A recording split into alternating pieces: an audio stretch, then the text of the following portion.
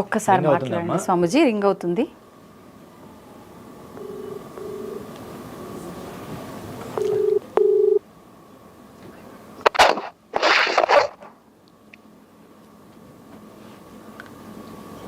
Hello, చాలా గొప్పవారండి మీరు, అందుకనే మీ గురించి. తండ్రి తండ్రి ఇది ఒకటే మాట, హిందువులందరూ ఒకటే ఏకమైతారు. అవును, ఫస్ట్ ప్రాణం నాదే పోయి నేనే తీసుకుంటా, అప్పుడన్నా మీరు అందరూ ఒకటే ఏకమై ఉంటారంటే నా ప్రాణం ఫస్ట్ పనంగా పెడతారు. నాకు అది 100% తెలుసండి. మీ గురించి ఎంత అద్భుతంగా చెప్పానంటే మీ వీడియో చూసిన తర్వాత తెలుస్తుంది. మీ గురించి చాలా అద్భుతంగా, ఎందుకంటే నేను చిన్నతనం నుంచి వీళ్ళతో గురువులతో తిరిగాను కాబట్టి మీరు గొప్పవారు. కానీ ఇక్కడున్న విషయాల్లో నేను మధ్యప్రదేశ్లో ఉజ్జయినిలో ఉన్నాను కాబట్టి మిమ్మల్ని కలవలేకపోయాను. నిన్ననే నేను వచ్చాను, లేకపోతే నేను ముందే మిమ్మల్ని కలిసింటే చాలా విషయాలు మీకు చెప్పేవాడిని ఇక్కడ పరిస్థితులు మీతో. కానీ లేట్గా కలిశానండి, అందుకని ఉంటే మిమ్మల్ని కలిసేవాళ్ళని డైరెక్ట్గా. మీరు ఏమంటున్నా తండ్రి, ఇప్పుడు చెప్తున్నా వినండి. 2 తారీఖు 3 తారీఖు ఈ సంవత్సరం లాస్ట్, ఇప్పుడు ఈ నెలలో కేదార్నాథ్ బంద్ అవుతుంది. ఎవరికన్నా నాకు తెలుసండి, నేను స్వామీజీనే, చెప్పండి. స్వామీజీనా? ఈ నెలలో బంద్ అవుతుంది, ఈ నెల ఆఖరి. అయినా సరే నేను హడావిడిగా ఎందుకు వెళ్తున్నానంటే, కలుస్తారు, కిందికి వచ్చారు, 3 రోజులు ఉన్నారు చెప్తే నాకు ఏడుచుకుంటూ నేను పోతున్నా. అంటే నా మీద అబండాలు వచ్చినాను. కానీ లాస్ట్ ఆయన నాకు ఒకటే చెప్పారు, తండ్రి నీకు నేను శిక్షణ ఇచ్చాను, లోక కళ్యాణం గురించి నువ్వు ఒకటి అనుకున్నావు, నాతో పాటు లేకుండా మేము అందరం పోరాడలేకపోతున్నాము, నువ్వు పోరాడాలనే సంకల్పంతో బయటికి వెళ్తా అనుకున్నావు, వెళ్ళు తండ్రి, నా ఆశీస్సులు ఎప్పుడే ఉంటాయంటే సరే అని నేను 5 సంవత్సరాలు అయినని అసలు డైలీ మొక్కని రోజు అంటూ లేదు. 3 రోజులు ఇక్కడ ఉంటున్నాను అని తెలిసిన తర్వాత ఎంత ఆనందం అంటే, నాకు శ్మశానంలో ఎంత ఆనందం ఉంటారో, శివయ్య దగ్గర ఎంత ఆనందం ఉంటారో, నా గురువు గారి దగ్గర అంత ఆనందం ఉంటదని ఒక్కసారి పాదాలు తాకితే చాలు. అవును, చెప్పండి. నా ప్రాణాలకు కూడా ముప్పు ఉందని తెలుసు, ప్రాణం పోతుంది సనాతన ధర్మం గురించి అని కూడా తెలుసు. ఎందుకు మీ ప్రాణాలకు ముప్పు ఎందుకు ఉందండి? ఎవ్వరి ముప్పు లేదు మీ ప్రాణాలకు. మిమ్మల్ని ఎవరు అంటారండి? ఆ తండ్రి ఇంకోటి కూడా నేను అదే నా గురువు గారి పాదాలు ఒక్కసారి తాకి కన్నీటి బొట్టు గార్చి ప్రాణం వదిలితే చాలు. ఇక్కడ గురువు గారు, అక్కడ నా పరమశివుడు, ఈ 2 తప్ప నాకేమొద్దు. ఇప్పుడు నేను ఇంకొకటి కూడా విన్నాను, హైదరాబాద్ లో జూబ్లీస్ లో 3 కోట్ల ఇల్లు. నా తల్లిదండ్రులు ఎందుకండి గా గుడిసెలలో ఉంటారు? ఏంటండి ఇది? నేను నా మీద కేసు కాకుంటే అరెస్ట్ చేయకముందే జైల్లో ఉన్నారు, మరి ఊరు వదిలి పారిపోయారు. ఇవన్నీ ఉత్తదిలేండి, అసలు మిమ్మల్ని అరెస్ట్ చేయడానికి లేదండి. మీరు ఆ కార్డు రావడానికి ఎంత కష్టపడి ఉంటారో నాకు తెలుసు. అసలు మీడియా వరకు నా నోరు నొచ్చింది, నేను ఎవరికి కూడా సమాధానం ఇచ్చుకునే లేదు. నాకు ఏ కార్డు లేదు, నాకు ఏ గురువు లేదు. నేను కేదార్నాథ్ అయితే లైవ్ పెడతా, అన్ని చేస్తా, కానీ మీరు నన్ను అడగద్దు నా గురువు గురించి, నా దీక్ష గురించి అడగద్దు. అయ్యో అలా అడగడం లేదు. నేను హవనకాడలో మంత్రం తీసుకున్నాను అండి, మొదటి మంత్రం, మొదటిసారి నేను ఒక 5 ఏళ్ళు అయింది గురువుగారి దగ్గర హవనకాడలో తీసుకున్నాను అండి. నేను స్వామీజీని నేను పాజిటివ్గా అసలు ఎందుకు ఇలా మీరు ఆయన ఇబ్బంది పెట్టారు అనే విషయమే మాట్లాడుతున్నాను లైవ్లో. ఎందుకు అసలు వీళ్ళకు ఎలా అందరూ నేను ముందు మిమ్మల్ని కలిసింటే మీరు అసలు సేఫ్టీగా అసలు బాగుండేది. నేను ఉజ్జయినిలో ఓంకారేశ్వర్ వెళ్ళి ఉజ్జయినిలో రావడం వల్ల లేట్ అయింది. మీరు ఉజ్జయినిలో కూడా నా గురించి అడగండి, నాకు తెలుసు స్వామీజీ, మాతాజీ గారు నాకు తెలుసు. అఘోరాలు నాకు జునాకాడాలో, గిరినార్లో షేర్నాథ్ బాబా, తర్వాత ఇక్కడ అఘోరాలు, తర్వాత హవనకాడలో, జూనా అఖాడాలో ఎంతోమంది మిత్రులు నాకున్నారు, మాకు తెలుసు. కానీ నేను లేట్ అవ్వడం వల్ల వీళ్ళు ఏవో ప్రశ్నలు అడిగి మనిషిని విసికించి మిమ్మల్ని చాలా ఇబ్బంది పెట్టారు. అందువలన నాకేం ఇబ్బంది లేదు తండ్రి, నేను ఫుల్ ఇలాంటి అబండాలు నాకే కాదు. ఒకప్పుడు ప్రళయం వస్తే, ఏ ప్రళయం తెలుసా అండి మీకు? మూర్ఖులు రాక్షసులు గుళ్ళు ధ్వంసం చేసుకోవడానికి ఇలాంటి అప్పుడు అలాంటి వాళ్ళే ముందున్నారు. నేను ఒక అఘోరిని, ఒక్కటే మాట, నేను ఒక సాధువుని అని కాషాయం బట్ట వేసుకొని, రుద్రాక్షలు వేసుకొని, బొట్టు పెట్టుకొని, ఒక పీఠం వేసుకొని కూర్చోవడం కాదు. దమ్ముంటే వచ్చి పోరాడండి ధర్మం గురించి. అవును, 100% మీరు సత్యమే చెప్తుండ్రు. మీరు అఘోరి అనేది 100% నిజము. పోరాడే వాళ్ళని ఇలా ఎక్కడ ఎప్పుడు పంపించాలని చూస్తారు. అంటే ఎందుకంటే వీళ్ళ నడవాయి కదా. అవునవును, వీళ్ళ నడవాయి. అవునవును, నాలాంటి వాళ్ళు వస్తే వీళ్ళ నడవాయి కదా, ధర్మంగా ఉంటే పంపించాలి. వీళ్ళేంది ఇళ్ళకి పోవాలి, ఏదో గుళ్ళకి పోవాలి, మంచి తూతు మంత్రం అనాలి, హోమం లాగా పెట్టాలి, ఒక 30,000 20,000 ఒక 5,000 10,000 తీసుకోవాలి, కడుపు నింపుకోవాలి. ఏం పర్వాలేదు స్వామీజీ, మీరు మరలా హైదరాబాద్ వస్తారు, ఈసారి మిమ్మల్ని మేము కలుస్తాము. నేను మళ్ళీ రేపు కుంభమేళాకు కూడా నేను వస్తానండి ఖచ్చితంగా. హవనకాడలో ఉంటాను, జూనాకాడ కూడా ఖచ్చితంగా మిమ్మల్ని సందర్శిస్తాను. మేము బాగా మంచి స్నేహం ఉందండి, అందుకని ఫోన్ చేయమని లాయర్ గారికి చెప్పాను. లేదు నేను ఇప్పుడు ఇక్కడ నేను ఏమేమి ఇక్కడ ఉండాలో అది చేసుకొని వస్తాను. సరేలేండి, సంతోషం స్వామీజీ. ప్రజలందరినీ ఏం పర్వాలేదు, అందరూ మంచి వాళ్ళు, వాళ్ళకి తెలియక అజ్ఞానంగా ఏదో అన్నారు, మీరు శాంతంగా ఉండి. ఏమనట్లేదు తండ్రి. తండ్రి ఇంకోటి, మీకైతే పరమేశ్వరుడికి మనం ఇయడానికి మనం ఎవరమండి? అవునవును, వాళ్ళకి తెలియక మూర్ఖులు మీరు. మీ సాధన ఒక్క మాట, ఒక్క 2 నిమిషాలు ఏనండి, ఇక్కడ చెప్తాను. ఇక్కడ నా గురించి ఒక 3 విషయాలు గుచ్చి గుచ్చి గుచ్చి అడుగుతున్నారు. వాటి 3 నేను ఎప్పుడో క్లియర్ చేసిన. జ్ఞానులకు మాత్రం అర్థమవుతుంది. పరమేశ్వరుడికి లీలమైపోయి నువ్వు ఒక దీక్షలో తీసుకోవాలంటే నీకు ఇక్కడ మొత్తం శూన్యము, మోమాయ అని అంటారు. మోమాయ అంటే తల్లి తండ్రి, తల్లి తండ్రి, ఫుడ్ గాని కట్టుబట్ట గాని ఏది ఉండదు. అవునా? దీక్ష ఇచ్చినప్పుడే హోమం చేపిస్తారు కదండి, ముండకం చేసి హోమం చేపిస్తారు కదా, పిండం పెట్టిస్తారు. చెప్పేది నాకు నేను పిండం పెట్టుకున్నాను, అదంతా నేను అలాంటి చెప్పదు, ఇంకా అది అయిపోయింది. గతం నేను ఎలా దీక్ష తీసుకున్నా బయట పెట్టాను, ఇంకా అయిపోయింది. ఇప్పుడు నేను బయట పెట్టా మొన్నటిదాకా అనుకున్నా గానీ. అయితే ఇక్కడ నేను ఒక లోక కళ్యాణం గురించి వచ్చినప్పుడు నేను భగవంతునికి ఏమనుకున్నా అంటే, భగవంతుడా, పరమేశ్వరుడా, అమ్మ పార్వతి, మీరే నా తల్లి, మీరే నా తండ్రి, మీరు నాకు ఈ జీవితాన్ని ఒక తల్లి గర్భంలో వేసి బయటికి తీసుకొచ్చి ఒక సాధన నేర్పించి, ఒక గురువుని కల్పించి సాధన నేర్పించి ఈ రోజు నన్ను ఈ స్థాయికి తీసుకొచ్చారు. మీకు నేను ఏమి ఇచ్చి రుణం తీసుకొని ఏమీ లేదు. కానీ లోక కళ్యాణం గురించి నేను బయటికి వెళ్తున్నాను, ఎన్ని ఒడిదుడుకులు వచ్చినా తట్టుకుంటాను. కానీ ఈ లోక కళ్యాణంలో నేను 2 చేయాలనుకుంటున్నాను. ఒకటి నా శరీరాన్ని త్యాగం, ఇంకోటి నా ప్రాణం. ఈ 2 నేను అనుకోనే వచ్చాను.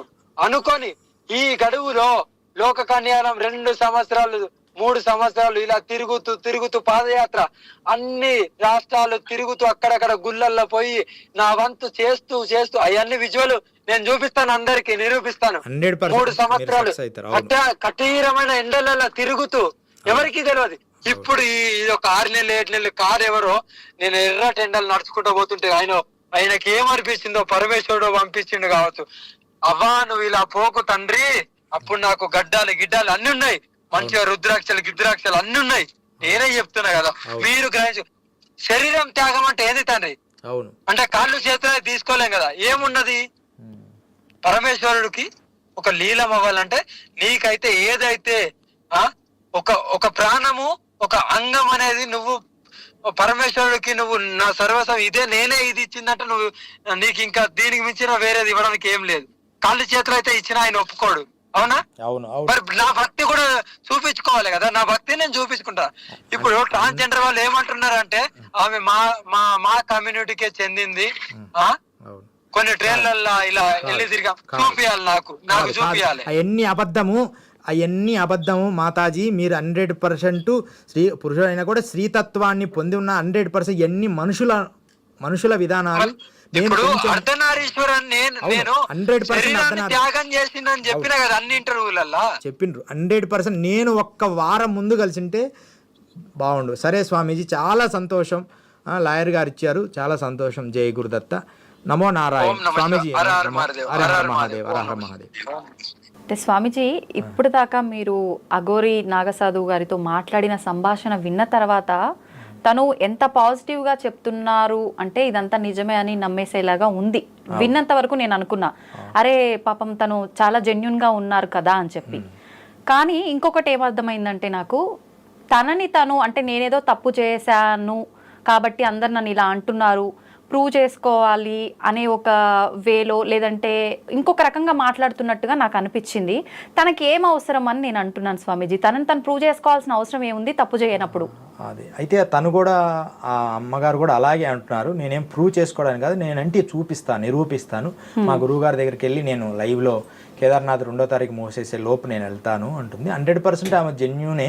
కానీ ఆమె సంఘములో ఈ తెలుగు రాష్ట్రాల్లో ఉన్న పరిస్థితులు ఆమెకు కొంత తెలియకపోవడం వల్ల, మాట్లాడడం వల్ల కొంచెం ఇబ్బంది అయింది తప్ప 100% మనం అది యాక్సెప్ట్ చేయాలి. లేకపోతే అవన్నీ ఆమెను అంగీకరించరు అన్ని రాష్ట్రాల్లో. కానీ ఏదైనా తెలుగు రాష్ట్రాల్లో ఇప్పుడున్న పరిస్థితుల్లో ప్రభావంగా ఎలా మాట్లాడాలి, కొన్ని పదజాలాలు తెలియకపోవడం వల్ల అలా జరిగింది తప్ప దాన్ని మనం అంత భూతద్దంలో పెట్టి ఆమె అన్నెసెసరీ చేశారు అని నా అభిప్రాయం. అన్నెసెసరీ, అసలు అవసరమైనంత మాట్లాడుకోవాలి అంతే. పోయి మైకులు పెట్టి అలా అయిందని అనుకుంటున్నా.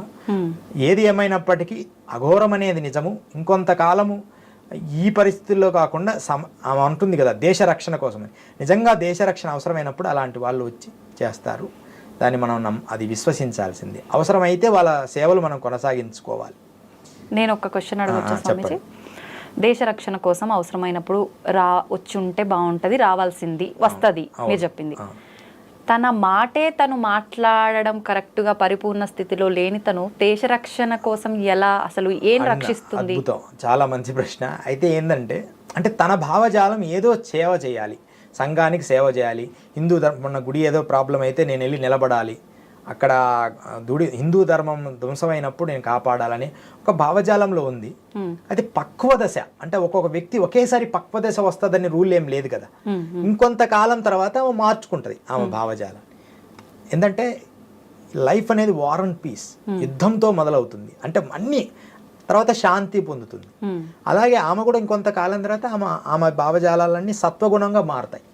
అంటే ఇది ఇలాగే ఉండాలని మనం ఎనాలిసిస్ చేసుకుంటాం. ఆ గౌరీ అంటే ఆవిడ ఇప్పుడు ఈ స్థితిలో ఉంది, కానీ ఖచ్చితంగా ఆమె మార్పు చెందుతుంది. 100% ఆమె జెన్యూనే అనేది నా భావం. కానీ మనకు అవసరం లేదు ఆమె ఎలా ఉంటే ఏమి. ఆమె బూడిద పూసుకున్నాం, ఆయన పౌడర్ అన్నాడు, బూడిద రాసుకున్నది అన్నాడు, లిఫ్ట్కి. అసలు నీకెందుకు, మీరు ఎందుకు మైకులు పెట్టాలి వెళ్ళి? ఆవిడ ఏమైనా చెప్పని, మీకు అది కరెక్ట్ కాదన్నప్పుడు మీరు ఎందుకు పెట్టాలి? ఒకరి మీద ఒకసారి కరెక్ట్ కాదా అనుకున్నప్పుడు పదేకంగా వెళ్ళి ఎందుకు మైకులు పెట్టాలి? అంటే మీ యూస్ కోసమే కదా, జనాల యూస్ కోసమే కదా. వాళ్ళు చిన్న వాళ్ళు కూడా వెళ్ళి పెట్టడం, మీరు మంచిగా చదువుద్దా, మీరు అదేంటి, మీ గురువు ఏంటి ఇవన్నీ ఎవరికి ఉండేది వాళ్ళకు ఉంటుంది. గురువుగారు లోకానికి మీరు ఎలాంటి మేలు జరుగుతుంది, మీరు ఎలా చేయగలరు?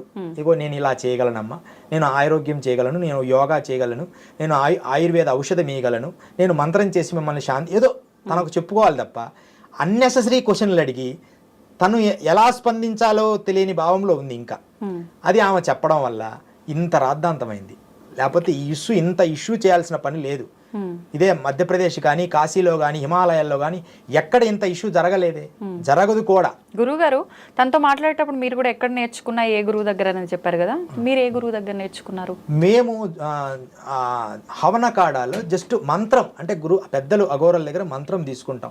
వీలైనప్పుడు నేను యోగ సాధన కొద్దిగా సంస్కృతము, ఏదో సంగీతం కొంచెం శాస్త్రీయంగా కొద్దిగా నేర్చుకుంటూ సత్వగుణంలో ఉండే శ్రీ విద్యోపాసన చేసుకుంటాం. మా గురువు గారు శ్రీ విద్యానందనాథ, శ్రీకాకుళంలో ఆయన పేరు. అది శ్రీ విద్యానంద గురుగారు. ఒక్కటి మనం ఇందాక తనతో ఇప్పుడు నేను అడగగానే మీరు నేర్చుకున్న విద్య గురించి, అకాడమీ గురించి పేరు చెప్పేశారు. ఎవరైనా వాళ్ళ గురువుల పేర్లు చాలా గౌరవంగా చెప్పుకోవడానికి ఇష్టపడతారు. మరి ఇందాక మనం ఫోన్ కాల్లో తనతో మీరు అడిగినప్పుడు నా గురువులు ఎవరో నేను చెప్పను అని ఎందుకు అన్నారు? అట్లా లేదు, నేను బాగా విన్నాను. నేను ఆల్రెడీ చెప్పేశాను, నేను చెప్పను. ఆల్రెడీ వీడియోలో నేను చెప్పేశాను. అంటే అది ఒక మొండివాదన అనుకోవచ్చు కదా గురుగారు. అఘోరాలకు అది అంత మొండివాదం సహజం. అఘోరాలకి సామాన్య మానవులకు తేడా ఏముంది? నేను అఘోరాలతో తిరిగానమ్మా. అసలు చాలా ప్రేమ వచ్చినా కొడతారు, నవ్వు వచ్చినా కొడతారు, ఇలా గౌక్కున ప్రేమగా కొడతారు. నేను ఎగిరి ముందుకు పడేవాడిని. అంటే వాళ్ళు కొంచెం వరమిచ్చే తీయటి శాపం లాగా ఉంటారు అఘోరాలు. తల్లిలాగా వరమిచ్చే తీయటి శాపం లాగా కొంచెం మార్మికంగా ఉంటారు. వీడియోస్ తీసుకోవడానికి కొంతమంది ఒప్పుకోరు ఆ రహస్యాలు చెప్పేటప్పుడు. ఈమె రహస్యాలు ఏమీ చెప్పలేదు, నేను విన్నాను అన్ని వీడియోలు. జస్ట్ శవం మీద కూర్చుంటాం సాధారణ ఇవన్నీ అందరూ చేసే అఘోరాలే, కానీ మార్మికమైన రహస్యాలు ఆమె దాటేసింది. నిజంగా ఆమె కరెక్టే, కానీ అవి ఎలా చెప్పాలో ప్రజెంట్ చేయడంలో రాలేదు. అంటే నిజంగా వీడియోస్ చెప్పడం కూడా తెలియాలి కొంతమందికి, దాన్ని ప్రజెంట్ చేయడంలో కొంతమంది ఉంటారు. అది ఒక్కటే ఆమెకు రాలేదు తప్ప ఆవిడ అవన్నీ భవిష్యత్తులో మార్చుకుంటుంది వీటి విషయాల వల్ల. తర్వాత ఆమె ఏదైనప్పటికీ ఆవిడనే సంబోధించాలి. ఆవిడ మారింది, ఆమె విద్య నేర్చుకున్నది నిజము, ఆవిడ సాంప్రదాయబద్ధంగా విద్య నేర్చుకున్నది. కానీ ఇంకొంత ఇది దీనివల్ల ఆమె జ్ఞానం నేర్చుకుని భవిష్యత్తులో ఆమె ఇంకొంచెం మంచి విషయాలుగా కొంచెం ఏకవస్త్రం ధరించి ఉంటే బాగుండేది. ఇక్కడ అవసరం లేదు, ఇక్కడ జనాలు ఇక్కడ ప్రాంతాన్ని బట్టి ఏకవస్త్రం. ఉత్తర భారతదేశంలో అయితే అవసరం లేదు. నేను నిన్ననే ఉజ్జయినిలో వెళ్ళాను, అసలు అక్కడ ఎవరు పట్టించుకోరమ్మా, అన్ని గుడ్డలేడిసి తిరిగినా ఎవరు పట్టించుకోరు. వాళ్ళని ఏ ప్రశ్నలు వేసినా ఏం చెప్పినా ఎవరు పట్టించుకోరు. ఒక అనుకోకుండా ఒక సెన్సేషనల్ అనమాట, అంటే పాల పొంగులాగా పొంగినాయి గబుక్కున. పాల పొంగు ఎంతసేపు ఉంటుందమ్మా? ఈ చాలా మంది గురువుల పరిస్థితి అంతే, మళ్ళీ ఎమ్మడే డౌన్ అయింది. జ్ఞానముతో పెంచుకునేవాడు స్థిరంగా ఉంటాడు. ఒకేసారి పాలపంగా బుస్సని పైకి లేస్తే మళ్ళీ కొన్ని తగ్గుతుంటాయి. చాలా సంస్థలు అంతే, ఎందుకంటే దాంట్లో తాత్కాలికమైన శక్తి.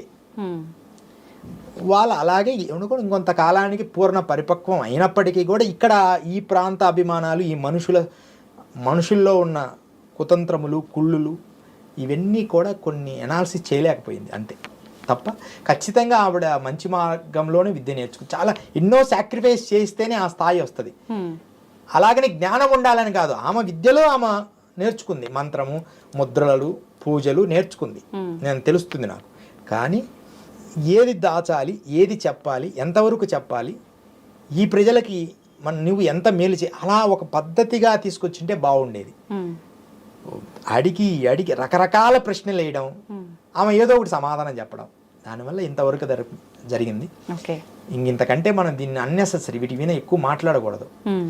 ఆమెకు దూరంగా ఉండండి అవసరం లేకపోతే, ఎందుకు ఆమెను డిస్టర్బ్ చేయడం అనేది నా భావన. ఆమెకు దూరంగా ఉండండి అంటే ఆమె మనుషులోకి వస్తే మీరు ఎందుకు వెళ్ళాలి?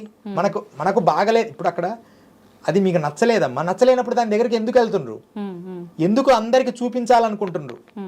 మీకు నచ్చలేదు, ఆవిడ సహజ స్వభావం అది. ఇప్పుడు సింహం సహజ స్వభావం ఉంటుంది, బ్రాహ్మడి సహజ స్వభావం ఉంటుంది, ఋషికి సహజ స్వభావం ఉంటుంది, యోగికి సహజ స్వభావం ఉంటుంది, ఒక బ్యూటీ ఒక సహజ స్వభావం ఉంటుంది ఒక బ్యూటీకి, ఒక యాంకర్కి సహజ స్వభావం ఉంటుంది. ఎలా? అడ్మినిస్ట్రేషన్గా మాట్లాడడం, అవసరమైన ప్రశ్నించడం, అలా ఉండాలి. ఇప్పుడు ఐ డ్రీమ్ అనేది ఎంత అద్భుతంగా ఉంటుందంటే, నేను చూసే అన్నిటల్లో పిచ్చి కంటెంట్స్ ఉండవు, అనవసరమైన మైకులు పెట్టి నెసెసరీలు ఉండవు. ఒక వ్యక్తిని ఎంతవరకు మాట్లాడాలనే పద్ధతిగా ఉంటుంది. ఎందుకని? దాని సహజ స్వభావం ఒక పద్ధతిగా తీసుకొస్తున్నారు. అది ఎంతకాలం ఉంటుందో అంతకాలం దాని పేరు అద్భుతంగా ఉంటుంది. అది నేను చెప్పుకొచ్చా. అందుకని ఇది మనం అది కాపాడుకుంటేనే గొప్పగా ఉంటుంది. అంతేగాని అన్నెసరీ ప్రశ్నలు వేస్తే అన్నెసెసరీగా అయిపోద్ది. ఇది యూట్యూబ్లో అందరూ యూట్యూబ్లో పెట్టడం అన్నెసెసరీ. దాని గురించి మనం ఎక్కువ మాట్లాడకూడదు.